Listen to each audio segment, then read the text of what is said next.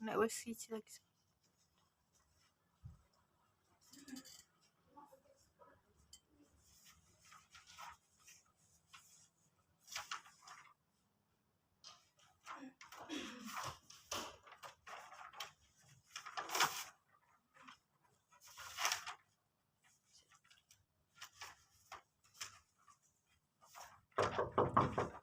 Iya, silahkan masuk.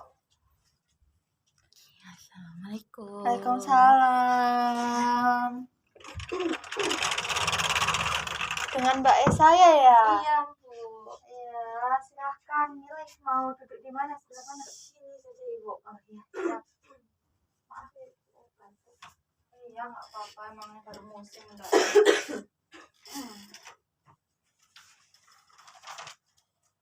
Gimana Mbak kabarnya hari ini? Cukup baik kok. Cukup baik. Iya. Walaupun ada dikit Iya, ya ini gitu ya. agak sakit dikit tapi nggak ngaruh sih, Bu.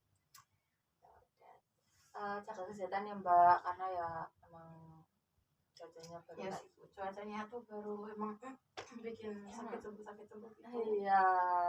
Dan minum obat. Belum sih, Bu, ini baru pasti soalnya kayaknya kedinginan juga. Kedinginan. Iya, tapi soalnya cuaca di luar tuh dingin. Iya sih. Tadi habis dari mana nih Mbak? Ini dari rumah aja sih, Bu. Dari rumah. Iya. Nggak mau jalan kan? Ini tadi sempat hujan dikit kayak gerimis gitu, tapi gerimisnya gede, tapi nggak apa-apa. Kayak gitu. Iya. Tadi di rumah habis ngapain? Terus di rumah cuman bantu mama terus bersih-bersih rumah. Soalnya kan habis ini juga mau ditinggal lama ya, Bu. Jadi tadi bersih-bersih nyicil gitu. Besok lanjut lagi. Oh, ditinggal di mana? Kemana nih liburan? Iya, Bu, mau saya tinggal liburan. Karena habis ini berangkat, Bu. Ya 5 hari lagi berangkat. Itu, Bu, saya mau ke Bogor.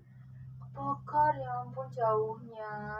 Iya, Bu, kan sekalian kan liburan tuh kalau nggak jauh-jauh banget tuh kayak kurang gitu. Iya sih, bener. Makanya, Bu, mungkin rasanya kayak teman saya yang rantau kalau pulang ke rumah gitu, Bu.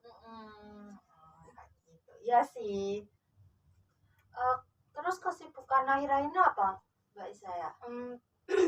Kesibukan saya akhir-akhir ini cuman ngurusin UAS aja sih, Bu, karena belum ada kesibukan kayak sebelumnya ikut organisasi itu soalnya saya udah nggak lanjut juga jadi cuma ngurusin UAS aja. Terus UASnya nih dari minggu kapan nih Mbak? Aduh, saya nggak ngitung itu, Bu. Soalnya kan UASnya nggak bareng ya, Bu. Jadi ada yang lebih awal, ada yang malah ngasihnya akhir-akhir kayak minggu ini itu ada UAS yang baru aja dikasih, ada juga yang remedi berulang kali, jadi kayak ngulangnya 3 kali UASnya. Walah. Kayak gitu, jadi nggak tentu, jadi saya bingung dari kapan tuh karena nggak tentu, Bu. Berarti jadwalnya itu ya kadang buat UAS, kadang UASnya harus dikumpul secara hard file gitu. Iya, kayak masih bolak-balik gitu. Banyak yang online belum berani ditinggal, cuman kalau minggu ini udah berani soalnya yang hard file udah selesai ya. Iya, udah aman lah ya buat ditinggal. Alhamdulillah kayak gitu. Jadi ini Mbak saya kan kesini kemarin udah chat saya dan memberi gambaran lah masa Mbak saya gimana. Chat terus mau konseling nih sama saya hari ini. Iya, udah janji kemarin ya. Iya, kemarin. Iya. Tapi sebelumnya Mbak saya ini ruangannya udah nyaman kan? Mungkin agak dingin. Udah nyaman, cuma agak dingin, cuma nggak apa-apa. Saya kan pakai baju betul. Mau di kalau boleh bisa. Iya. Bentar ya Mbak. Iya. Saya kecilin dulu, saya besarin dulu kalau bisa. 24 cukup segini? Mungkin tambah dikit lagi, tambah dikit. Ya, ini Terima kasih nyaman ya, Bu. nyaman ya Mbak. Iya, Bu. Ya, Kak. Wah, buat nafas soalnya pasti dari luar tuh dingin. Oke. Karena udah nyaman Mbak saya. Ini sebelum saya mulai ada beberapa apa ya, berkas, bukan berkas sih, kayak beberapa yang harus ditandatangani gini loh Mbak. Yang pertama ini ada inform consent. Inform consent ini kayak surat pernyataan untuk persetujuan mengikuti konseling gitu Mbak.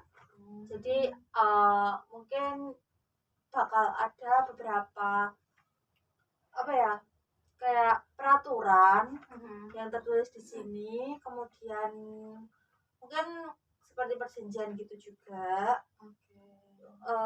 Dalam proses konseling ini boleh apa aja kayak gitu Mbak.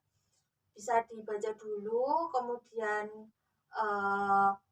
dipahami dulu, terus diisi gitu Mbak. Agak ngantuk ya Mbak. Iya Bu, soalnya tadi kan cuacanya bikin agak kayak ngantuk gitu. Iya matanya sih. berat gitu angin. Oke Bu, nggak apa-apa. saya baca dulu ya Bu. Iya.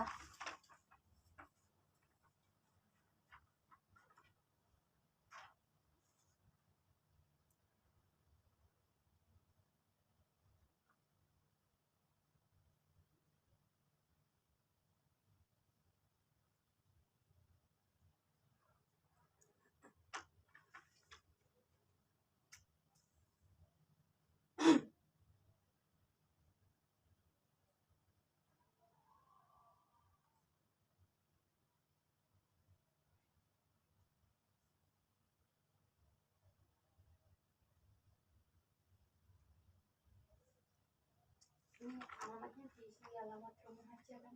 Iya, kalau Mbak saya warlock alias warga lokal atau penduduk asli sini diisi rumah aja. Kalau kos ya bisa kos kayak gitu. Iya.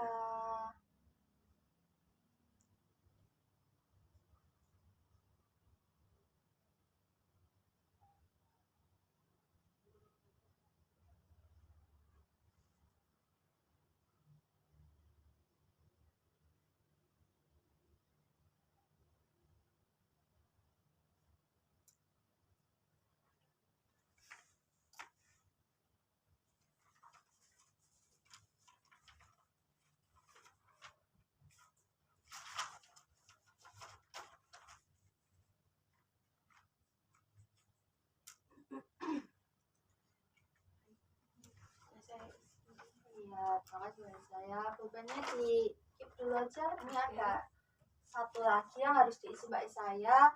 Ini presensi gitu ya Mbak, untuk mendokumentasikan sesi konseling kita kali ini gitu ya Mbak. Bisa diisi nama, kemudian tanggal sama parafnya.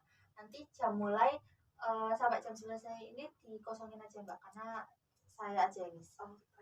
Iya.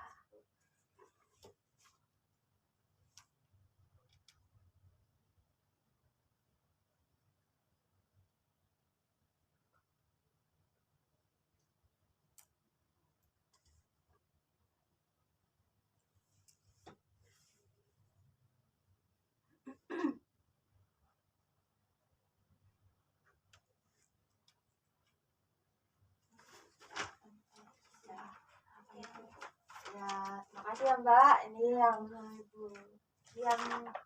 diisi sama Mbak saya juga udah selesai. Dan Mbak saya harapkan dulu.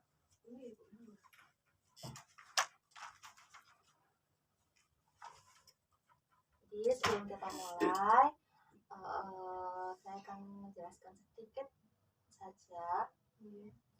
Tapi sebelumnya, apakah Mbak saya sudah pernah konseling? Sebelumnya saya pernah melakukan konseling. Sudah pernah melakukan konseling ya? Benar. Jadi mungkin Mbak saya sudah tahu bagaimana tahapannya gimana. Tetapi saya akan menjelaskan sedikit untuk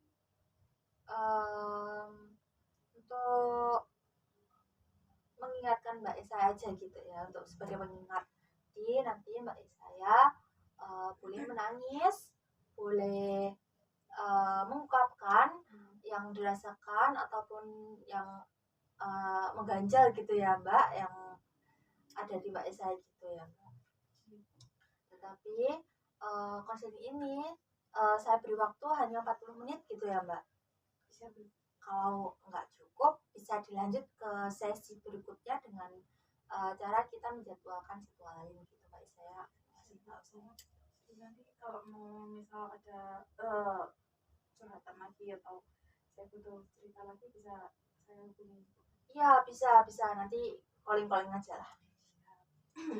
Ini ada tisu sama air minum ya mbak, kalau mbak saya membutuhkan silahkan ambil aja gitu ya. Iya kak, mbak saya pilek atau mau nangis gitu boleh. Iya terima kasih bu.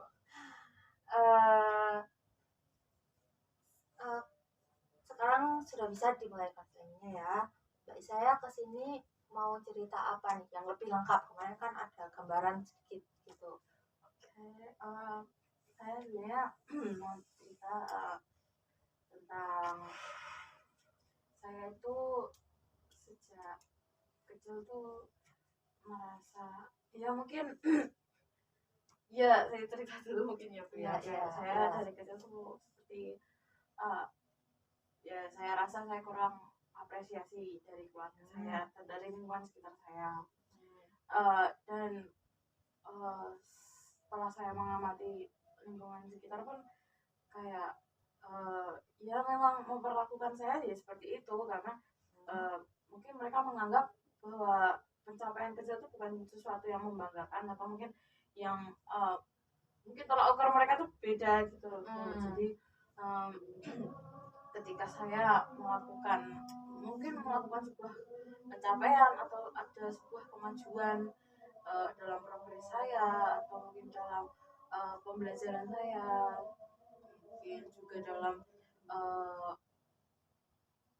seperti apa ya Bu, keaktifan dalam perkuliahan juga, itu entah ada kemajuan atau ada kemunduran, itu tuh seperti saya merasa itu saya bodo amat gitu.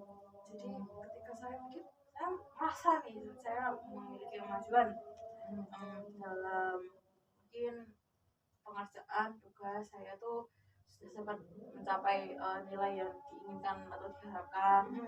Itu pun juga mungkin dari orang tua punya keinginan seperti itu kan Bu, saya sudah mencapai, tapi saya melihat teman-teman saya ada yang mendapat lebih bagus. Jadi saya rasa tuh ya sudah, itu bukan sesuatu yang harus diberitahu kepada keluarga saya, dan itu bukan suatu hal yang urgent buat saya sampaikan ke teman-teman saya kalau saya ada kemajuan. Walaupun mereka mungkin memang membantu saya untuk mungkin dalam kemajuan ini, dalam masa kemajuan ini, tapi tetap saya memilih buat diam karena saya rasa tuh bodoh amat gitu loh, gak ada pengaruh. Karena mungkin untuk sebagian orang sebuah pujian, sebuah sekedar menganggap hal kecil adalah hal yang penting, itu bagi orang lain itu memang sangat-sangat hal biasa, dan itu mereka sering mendapatkan hal itu. Tapi bagi saya itu sebenarnya hal yang sangat apa ya Bu, sangat spesial gitu loh buat saya. Tapi karena mungkin dari didikan saya sendiri juga nggak mengajarkan bahwa hal-hal kecil itu harus dirayakan, jadi ya saya nggak pernah merayakan hal-hal kecil atau menganggap kesalahan saya tuh, mungkin kalau misal saya ada kesalahan saya tuh nggak menganggap kesalahan saya tuh harus diberitahu kepada orang tua saya.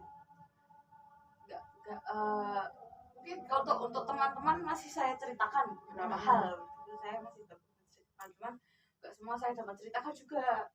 Apalagi ke orang tua saya atau ke keluarga saya itu saya nggak pernah cerita sama sekali, nggak apa-apa. Dari keluarga saya juga bukan tipikal yang pendengar, jadi saya ya sudah, saya terbiasa sama dunia seperti itu. Ketika orang lain memberikan progresnya kepada saya tuh hanya saya juga merasa saya kurang maksimal dalam memberikan feedback kepada mereka, karena saya sendiri juga nggak pernah gitu loh.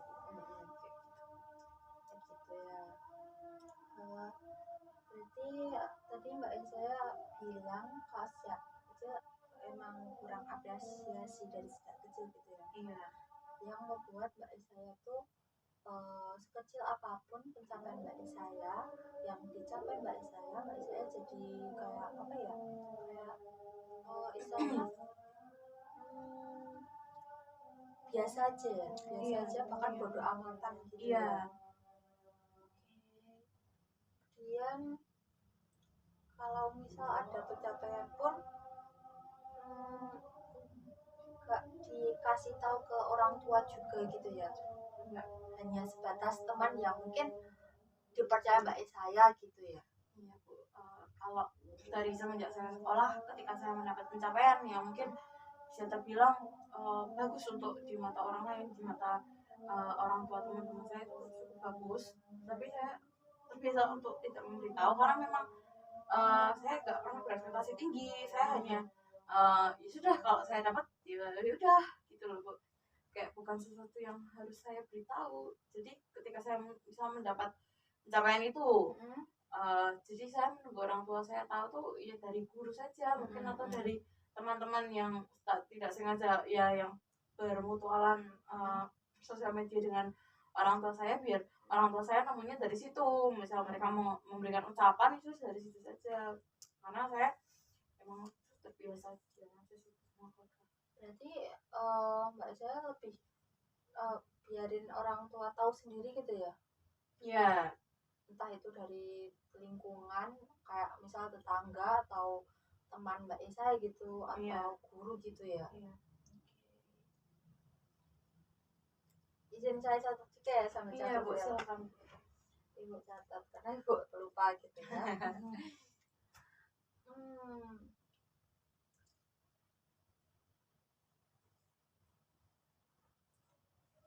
Kemudian dari mbak saya nih,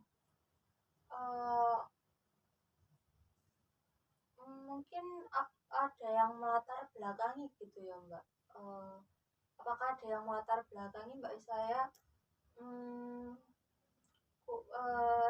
jadi bodo amatan karena kurang apresiasi itu? Apakah saat kecil ada pengalaman yang nggak menyenangkan gitu?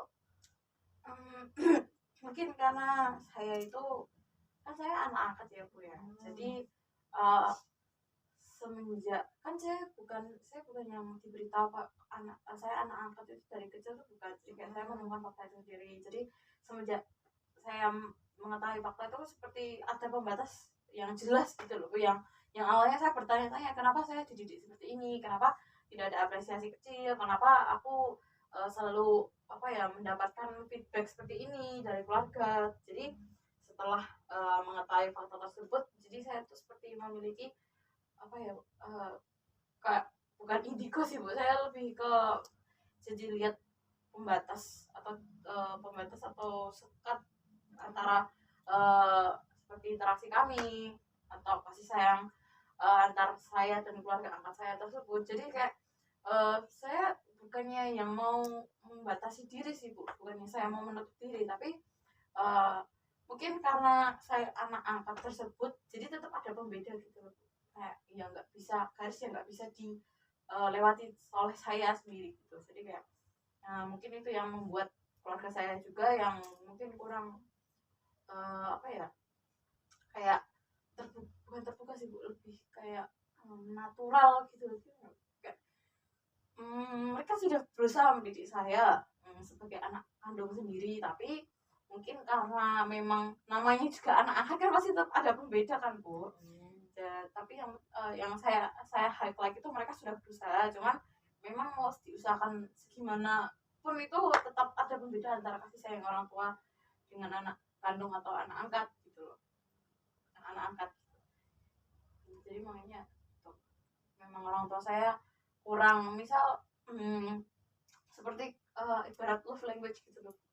Nah itu kan ada yang biasanya love language-nya itu mengutarakan kekhawatiran melalui kalimat atau sekedar mengucapkan selamat, make sure kayak ngecek sehari-hari gimana kuliahnya, gimana sekolahnya, terus gimana hari ini gitu ya. Tapi yang saya lihat itu orang tua saya hanya mampu melakukan itu sebatas dengan anak kandung mereka atau kakak-kakak saya. Jadi saya awalnya terbiasa sih Bu, tapi lama-lama kayak ketika saya melihat teman-teman saya di kuliah itu orang tuanya pada dekat sama mereka tuh saya jadi kayak ini itu bukan hal yang harus dinormalisasikan gitu loh. Mungkin ada, saya mungkin merasa agak iri.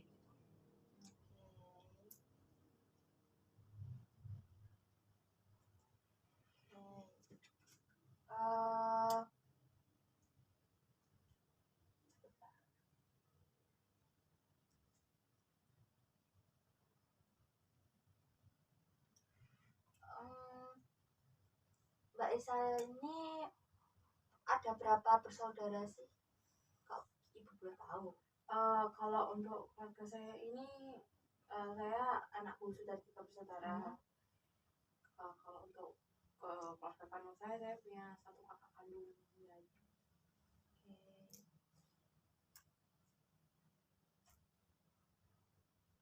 Apakah kakak kandung Mbak Isa ini kakak-kakak Mbak Isa inilah itu apakah satu rumah dengan Mbak Isa ya?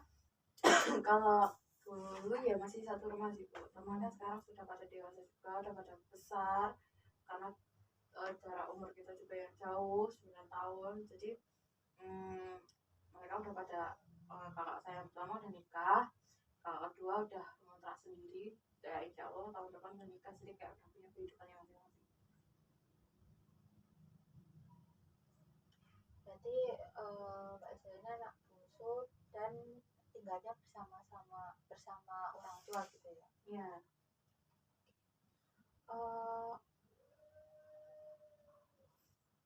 Saat sekarang kembali ke masa lalu dulu ya Mbak. Saat Mbak saya menemukan fakta bahwa Mbak saya itu bukan mungkin anak angkat gitu ya Mbak, itu rasanya gimana?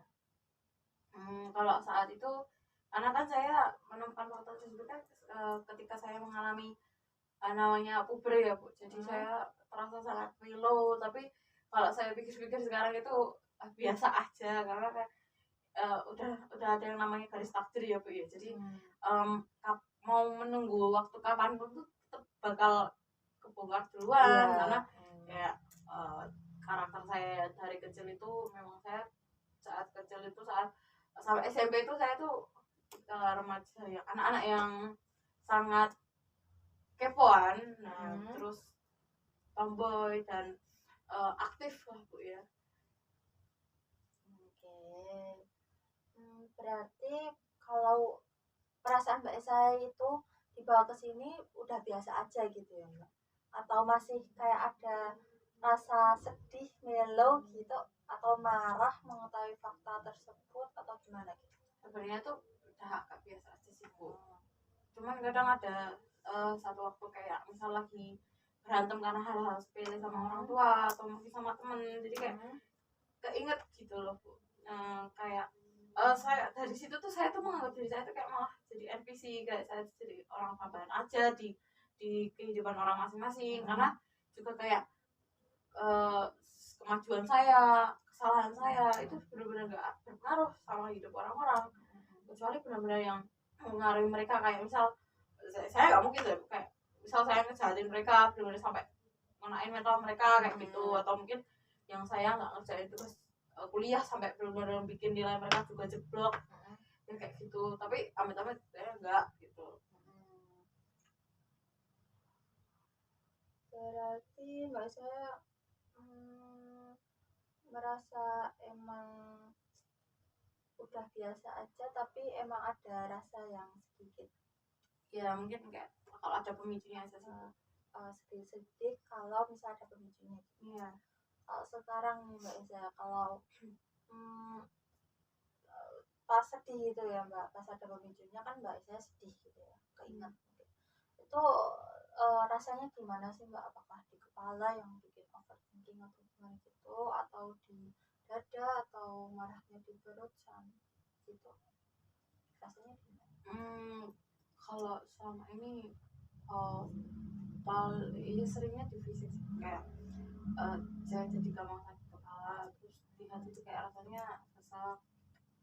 Terus kalau saya mikirin banget karena sampai misal saya pengen sekedar mengungkapkan sesuatu nih atau memberikan update terbaru tentang kehidupan saya di rumah, tapi kayak gak didengerin dengan baik dan saya tuh memang lagi capek-capeknya. Terus memang di rumah tuh biasanya menggunakan bahasa-bahasa yang mungkin di keluarga lain nggak pakai, jadi kayak entah lebih mungkin orang lain bakal mendengarnya kayak lebih kasar gitu, kayak belum yang terbiasa dengan bahasa seperti itu. Jadi kayak semisal saya sudah merasa agak bad mood, saya juga udah nggak dapat respon yang saya inginkan karena kayak teman-teman saya pada mencoba membujuk saya untuk coba kamu lakuin ini biar kamu lebih akrab sama orang tuamu, tapi kayak ketika saya melakukan itu saya sudah berekspektasi tinggi tapi kayak udah nggak ada harapan lagi di depan mata saya. Kan kalau dulu sih saya ikut marah gitu, tapi sekarang kayak saya lebih memilih diam gitu. Nah di diam itu saya kemana-mana pikirannya berhari-hari, kayak badan tuh gampang kayak lemes gitu, gampang capek. Jadi drain out gitu ya. Jadi drain out gitu. Kayak cepet capek gitu ya.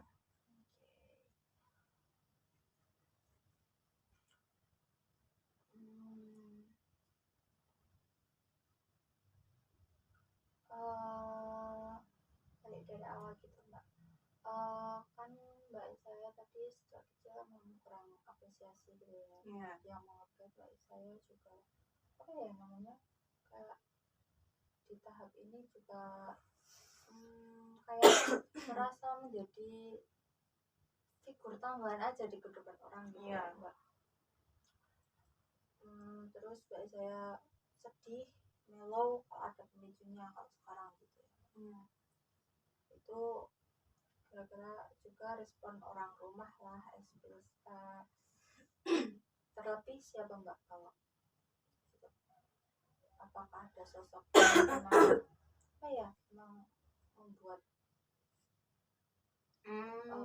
pemicu sering gimana ya, sering memicu Mbak saya jadi sedih atau apa gitu di rumah? Kalau di rumah ya Bu ya, karena saya juga lebih sering di rumah sama mama dari kecil karena papa juga sibuk kerja. Jadi ya yang sering memicu mama, tapi sebenarnya suatu rumah yang jarang memicu cuma papa saya sama kakak laki-laki saya, karena memang mereka tuh lebih rasanya lebih bodo amat dan kayak saya lebih merasa diterima sama mereka. Jadi ketika saya bercerita saya lebih didengar sama mereka, walaupun memang mungkin kalau untuk kakak laki-laki saya memang dari mukanya tuh seperti nggak peduli, tapi dia masih ada respon gitu loh, jadi masih oke lah. Jadi saya juga kan kayak oh ya udah gitu loh, jadi saya ngerti saya tuh masih didengerin. Tapi kalau buat sekarang yang lebih memicu tuh mama saya. Berarti tipikal kakak banget ya, kakak laki-laki banget. Kalau kakak perempuan saya kan sebenarnya kadang jadi pemicu, kadang masih mau mendengarkan. Jadi kayak kadang tuh bisa jadi pemicu terbesar, tapi kadang saya cuma punya kakak perempuan saya buat cerita gitu. Karena kalau mau cerita yang agak complicated gitu kan malu ya kalau kakak laki-laki atau papa, karena saya nggak merasa saya dekat dalam aspek kayak aspek tersebut, harus aspek yang emosional gitu. Jadi bisa dibilang mama Mbak Isa gitu ya. Iya. Oke. Jadi gini Mbak, saya di konseling ini terlebih di konseling ini tuh ada yang namanya teknik kursi kosong gitu ya Mbak. Empty chair, atau kalau bahasa gaulnya empty chair gitu. Oke. Kalau bahasa biasanya kursi kosong. Jadi nanti saya pindah ke belakang Mbak saya gitu ya. Nanti Mbak saya bisa membayangkan yang ada di posisi saya ini itu sosok mungkin mama ya yang tadi mbak saya bisa menyampaikan apapun yang mau disampaikan ke mama gitu. Kemudian nanti mbak saya kalau sudah puas di situ nanti pindah di sini, kemudian mbak saya berlagak seperti mama gitu, apa yang ingin mbak saya dengar dari mama gitu. Apakah bisa dipahami? Nanti saya bantu, saya bimbing di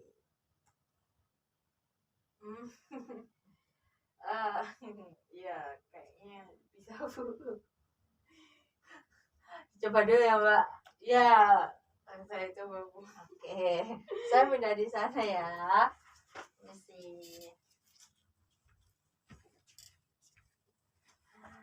ya mbak saya.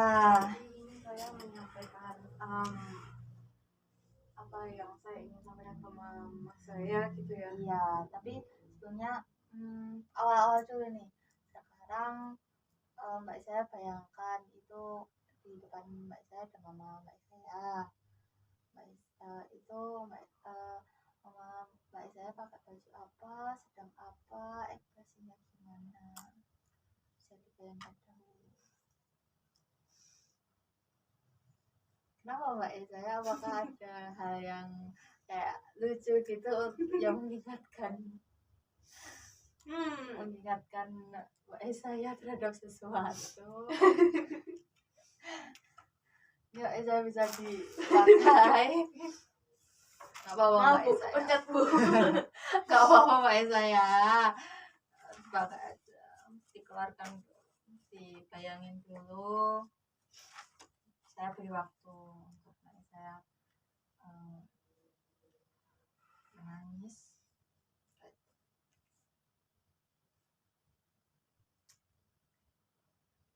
Apakah sudah? Ini nggak bisa lewat WhatsApp aja. Ya nggak bisa dong. Itu nanti namanya chat gitu ya, bukan empty chair nanti. Nanti jadinya empty chair online gitu. Nah, saya udah siap, kak belum siap, nggak apa-apa saya tunggu kok. Saya tunggu. Iya. Saya tunggu.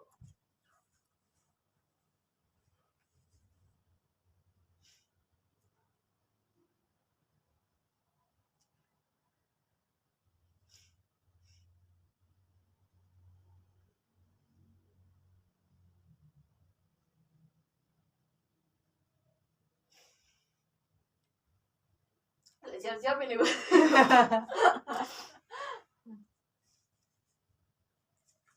Pelan-pelan aja, kita pelan-pelan aja. Kalau mbak saya sudah siap, sudah tenang, bilang sama saya, nanti saya bimbing gimana caranya menggunakan teknik MTC. Beratnya mbak saya. Jadi teringat sesuatu.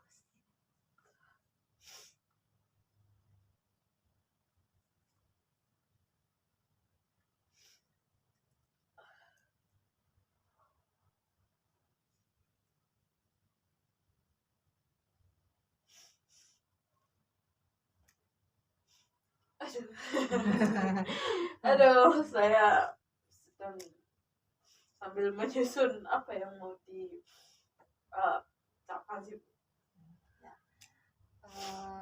Boleh saya tanya, mama mbak saya itu sekarang pakai baju apa? Ya,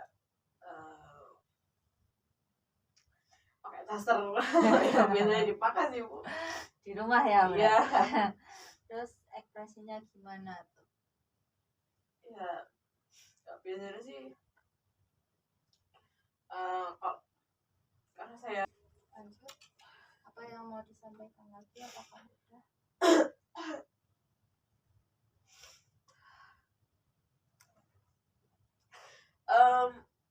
mungkin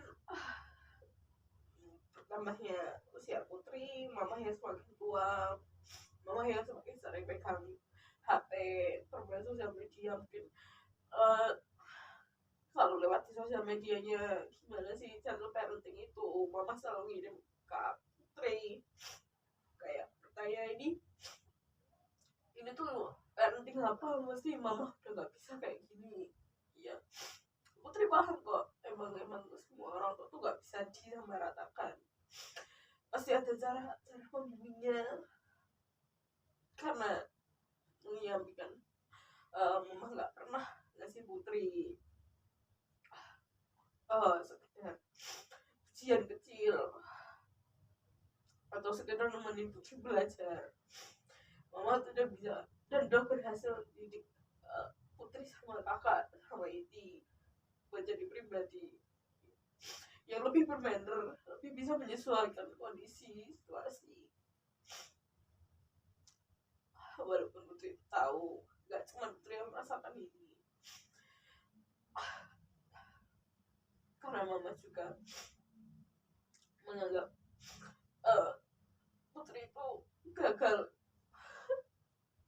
karena Putri itu sering nakal, sering gak nurut. Putri juga sering nyakitin mama dengan kata-kata Putri, karena Putri lama-lama juga tumbuh jadi kayak mama, sifatnya sama kayak mama. Jadi Putri mau jelasin gimana juga pasti mama juga gak paham. Sekarang mama tambah tua, mama selalu pengen perhatian, pengen pujian, tapi Putri gak tahu mau respon apa. Ya mama tahu Putri sekarang jadi cuek, gak mau dengerin yang mama bilang ke kakak-kakak.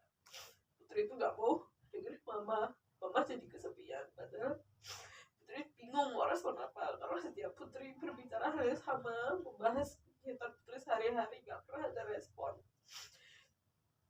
Putri cuma ditiumin sama mama, malah membahas hal lain yang benar-benar gak nyambung, tapi Putri tetap berusaha jawab. Padahal saat itu Putri habis dapat saran dari teman kuliah, coba kalau gak pernah ditanya keseharian, gak pernah ditanya, gak pernah di follow up, gak pernah di cek tiap hari gimana kemajuan perkuliahannya, gimana tugas-tugasnya, coba bicara duluan, coba ngasih tahu duluan. Tapi mama gak pernah mau dengar. Di hari itu juga Putri nyoba, mama malah diemin, mama malah main HP. Tapi itu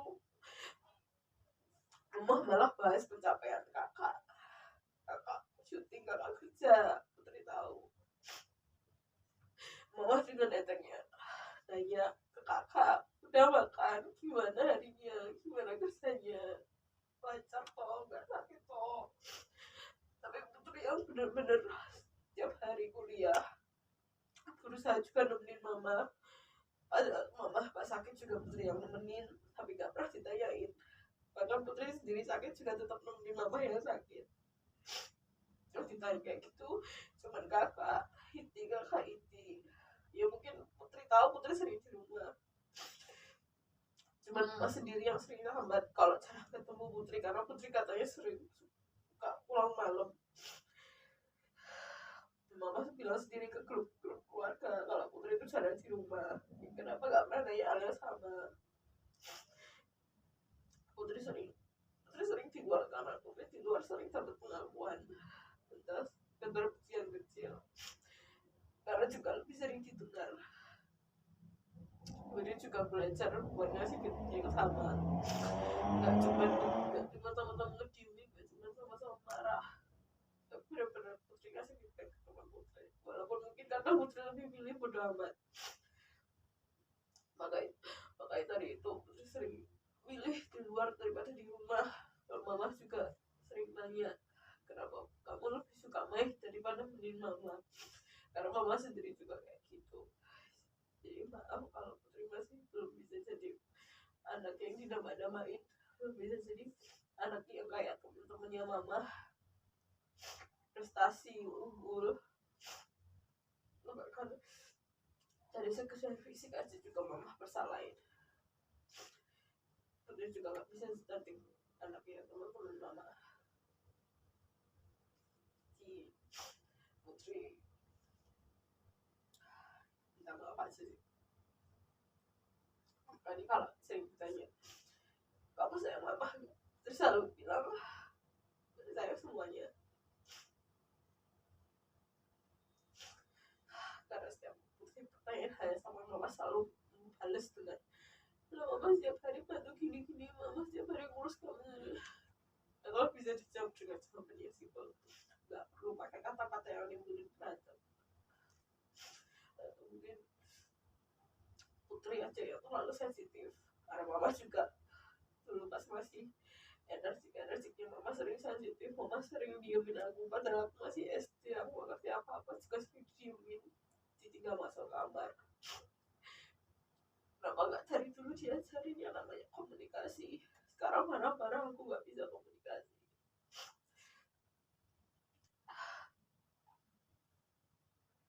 Maaf ya, Bro.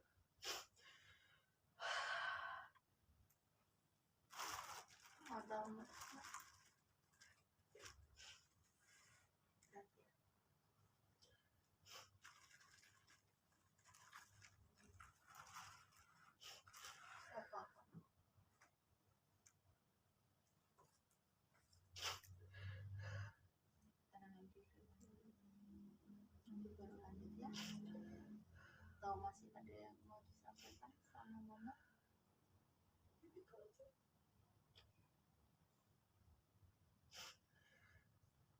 Gitu dulu.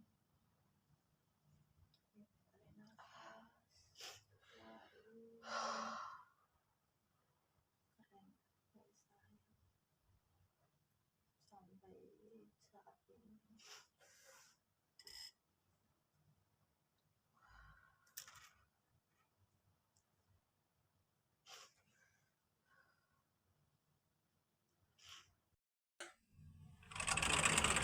Mbak Isa udah tenang. Kalau Mbak Isa udah tenang, Mbak Isa bisa pindah di situ. Bisa bilang sebagai mama Mbak Isa ya, apa yang ingin didengar dari mulut mama gitu. Ke Mbak Isa.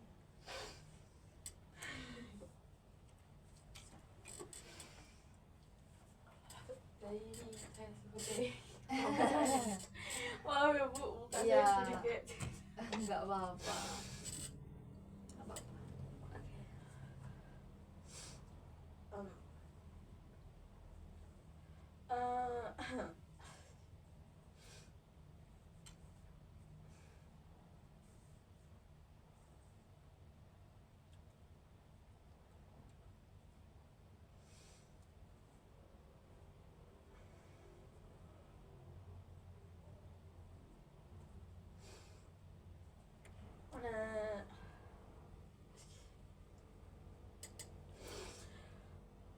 Putri,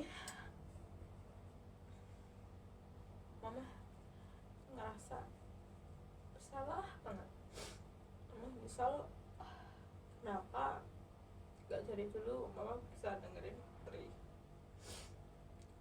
kenapa dari dulu mama gak berusaha mantau perkembangan Putri, gak cuma secara materi tapi juga dari kasih sayang. Maaf, mama masih ngasih penyekat yang tebal antara Putri sama mama, yang bikin Putri jadi ngerasa sendiri, yang bikin Putri jarang terapresiasi karena mama masih ngerasa malu, mama masih ngerasa gengsi. Mama masih punya gengsi yang tinggi, bahkan sampai Putri udah gede mama masih gengsi.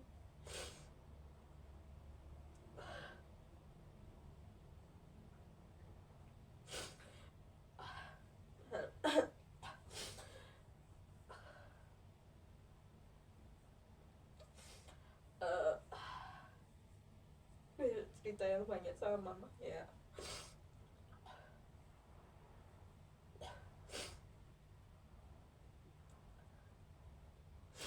Mama pengen tahu keseharian kamu kayak gimana.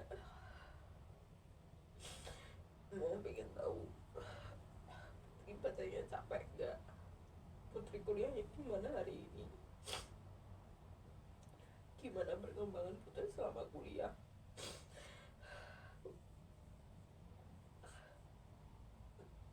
Bahkan sebentar Putri lolos tes yang ada di UNS, tes bahasa Inggris, Mama gak bisa ngapresiasi.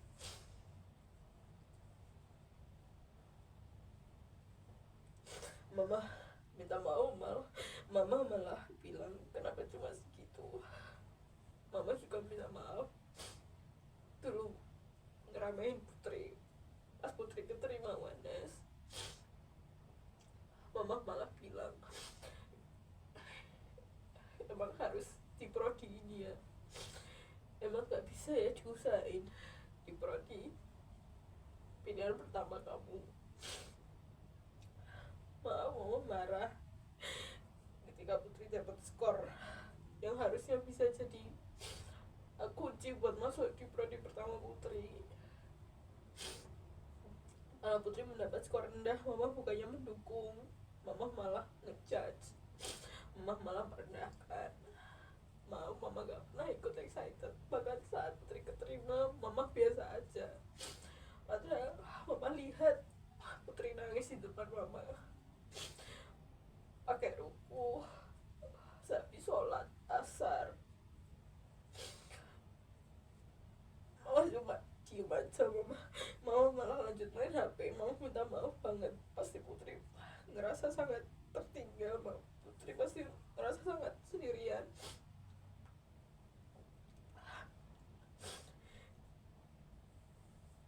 Mama bakal berusaha lebih ngertiin Putri, bakal berusaha memperbaiki komunikasi Mama sama Putri.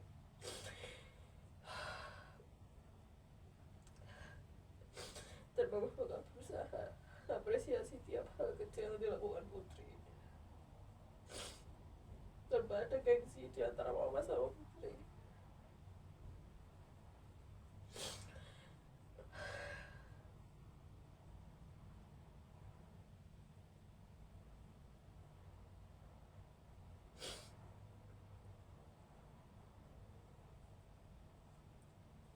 Apakah masih ada yang disampaikan lagi?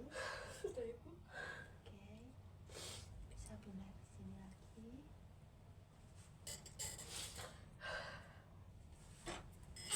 Apakah masih ada yang ingin disampaikan ke Mama? Kalau sudah, ya sudah. Tapi kalau masih cukup. Kalau misalnya cukup, saya izin kembali ke sana ya.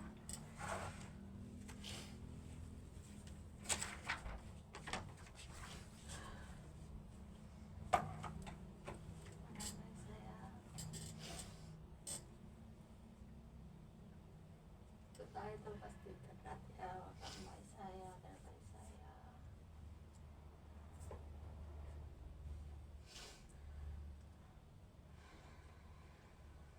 Perasaannya gimana Mbak saya? Apakah lebih lega atau tambah sedih setelah Mbak saya tuh coba ngobrol sama orang tua Mbak saya, lebih Mama gitu? Saya jadi agak sedikit lega sih Bu, ya karena belum selesai itu, karena mungkin saya masih nangis. Iya. Tapi saya lega karena saya bisa mengungkapkan apa yang sebenarnya saya ingin sampaikan dari dulu. Mungkin memang kemungkinan itu bakal terjadi, atau mungkin bakal saya sampaikan, atau bahkan Mama saya mengucapkan seperti itu. Tapi seenggaknya saya sudah bisa mengungkapkan apa yang saya inginkan.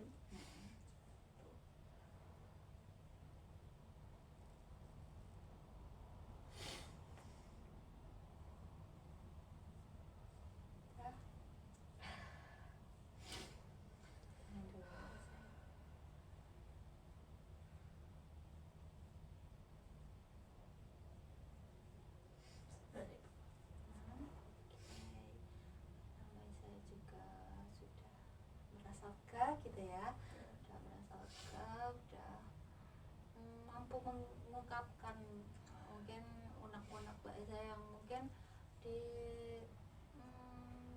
realita gitu mungkin agak susah ya. Tapi di sini udah bisa mengungkapkan dan mbak saya itu sabar banget. Saya sangat mengapresiasi itu. Ya, saya udah keren, udah berani kesini bercerita. Saya juga berterima kasih sama ibu karena udah mau dengerin cerita saya. Padahal dengerin ungkapan-ungkapan yang nggak jelas itu. Jelas kok, nggak apa-apa.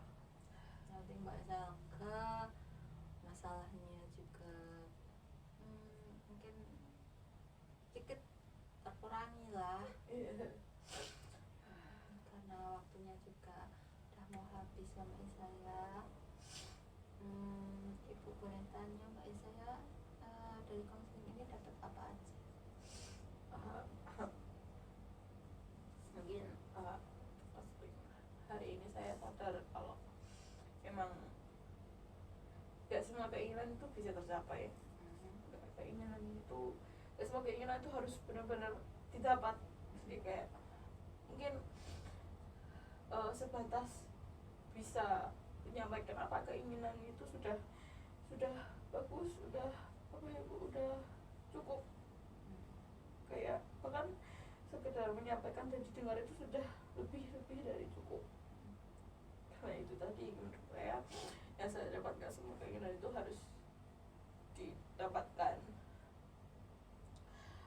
Itu sih Bu, saya sadar kalau memang dari sananya, karena hubungan keluarga saya juga dari dulu seperti ini, gak ada yang berubah.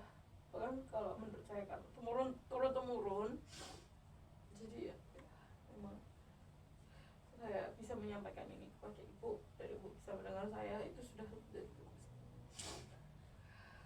Semoga kedepannya Mama Mbak Isa bisa mungkin bisa mengatakan hal yang ingin disampaikan,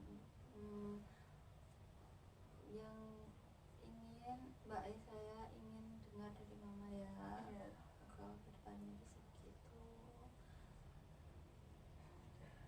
begitu. Berharap begitu. Ya, amin ya, amin. Ibu juga mendoakan. Makasih ya Bu. Ya.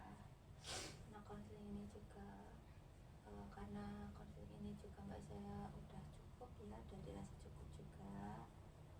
Ini ada evaluasi ya mbak, nanti bisa dibawa pulang aja. Besok minggu depan bisa kesini lagi ya. Untuk harinya nanti seluangnya mbak saya lah gitu, tapi mbak saya harus kesini lagi untuk memfollow up gimana gitu ya. Iya, Kemarin minggu depan Bu ya. iya betul. Simpan dulu ya Bu ya.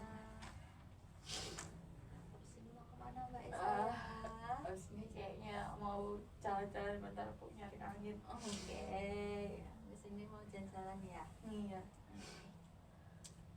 Ya, itu tuh jalan-jalan. Ya Bu, maaf menghabiskan tisu. Nggak apa-apa, masih banyak stoknya. Terima kasih ya Bu. Ya. Iya, saya antar yuk.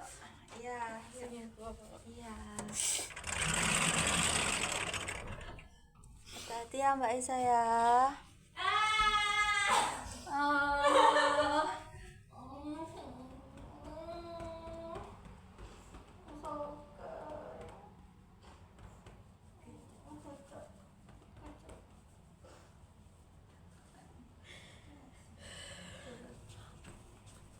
Engkau tak nganu deh.